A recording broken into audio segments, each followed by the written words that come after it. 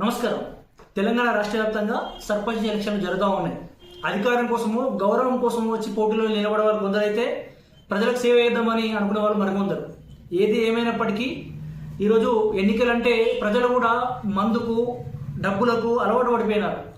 మనం ఓటు వేయాలంటే నాకు ఇంత కావాలని డిమాండ్ చేసే రీతిలో ప్రజలు ఉన్నప్పటికీ కూడా సర్పంచ్ అభ్యర్థులుగా పోటీ చేసే వాళ్ళకి నేను ఒకటే చెప్పదలుచుకుంటున్నా. పోయిన సంవత్సరం సర్పంచ్ ఎలక్షన్లో ఓడిపోయిన వాళ్ళు ఒక వారం రోజులు ఏడిస్తే గెలిచిన వాడు 5 నెలల పట్టణ ఏడ్చినాడు.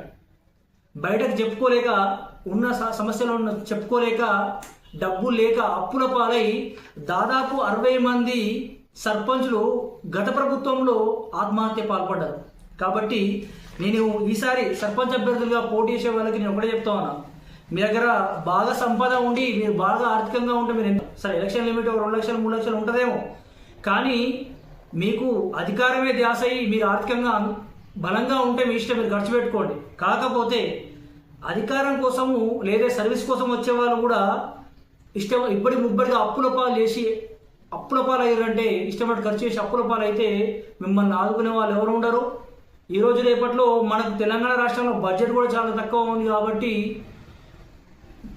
అందరూ చూసి సమాజ సేవ కోసం వచ్చేవాళ్ళు మాత్రమే పోటీలో నిలబడి అవసరమైతే దండ పెట్టి ఓటాడదు. కానీ మీరు అందరిని చూసి ఒకరు చూసి పోయి మనం పులిని చూసి నక్క వాత పెట్టుకున్నట్టు మనం వాళ్ళని చూసి మనం మద్యం వంచినా పైసలు వంచినా కూడా మళ్ళీ మనకు ఇచ్చేటోళ్ళు ఎవరు ఉండరు.